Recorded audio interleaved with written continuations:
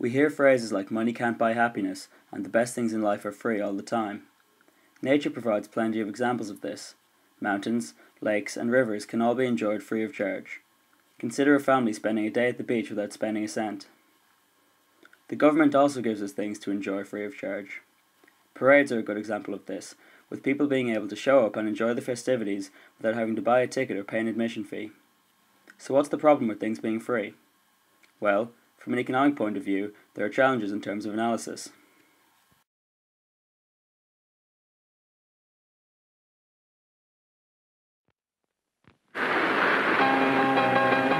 The big ship foundered on the rocks, but the crew all got ashore. Then Fearless Fred dived in again and swam toward the wreck once more.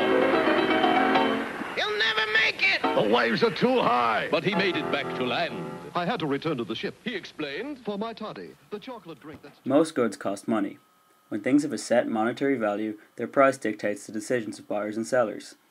In this way, the market will make sure the correct amount of an item, like a chocolate drink, is produced based on the rules of supply and demand. If lots of people want a chocolate drink, then the manufacturer will continue to provide it. Something like a chocolate drink is a private good. This means that it is both rival and excludable. Rival means that one person using the good affects another person's ability to use the same good. If one person drinks a chocolate drink, then another person cannot drink the same one. When a good is excludable, it means you can be stopped from using it if you haven't paid for it. If you don't buy the chocolate drink, you can't have the chocolate drink. Most items can be said to be private goods.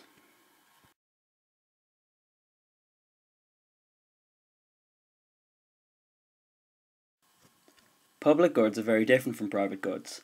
They aren't rival or excludable. You can't stop people from using them, and one person using them doesn't affect someone else's ability to do so. Public goods can be extremely important.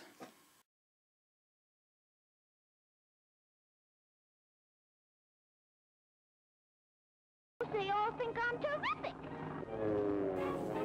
A country's military is one such example. Once the military is defending an entire country, one person can't be stopped from receiving the benefit of that defence. The fact that this one person is being defended does not take away from another person being similarly defended. Military spending can be very expensive. According to the Stockholm International Peace Research Institute, Ireland spent 0.6% of its GDP on the military in 2011. This is relatively low compared to places like the USA, which spent 4.75% of its GDP on the military that same year.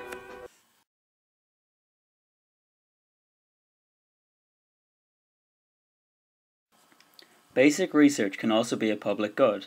When Henry Heimlich published his method for stopping someone choking in the American Medical Association Journal, this information became general knowledge available to everyone. Not all knowledge is a public good, however. When James Dyson invented his version of the vacuum cleaner, he took out a patent. This meant that Dyson owned that specific knowledge, so it was excludable.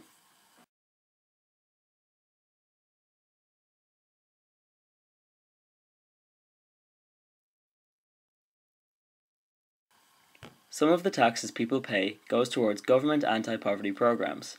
Advocates of these programs believe that they are a public good.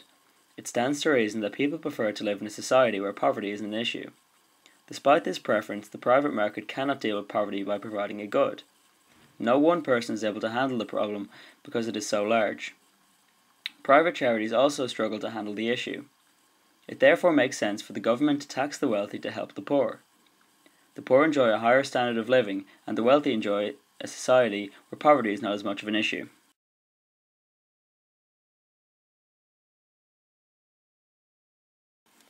When we discuss public goods, it is important to acknowledge the existence of the free rider problem.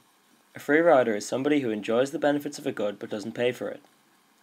To understand this concept, let's say the people of Dublin want a massive parade through the streets of the city to celebrate the last All-Ireland victory. Many Dublin residents claim they would pay for such an event. As such, a local businessman should stand to benefit by putting on the parade and receiving money from the Dublin fans. Many Dubliners realised, however, that they could see the parade without paying for it because it was going by their homes or places of work anyway. This leads to the businessman not wanting to put on the parade because it is not profitable for him to do so. A way around this problem would be for the local government to pay for the parade using taxes. Everyone gets to enjoy the socially desirable event, with the costs spread out amongst the residents of Dublin.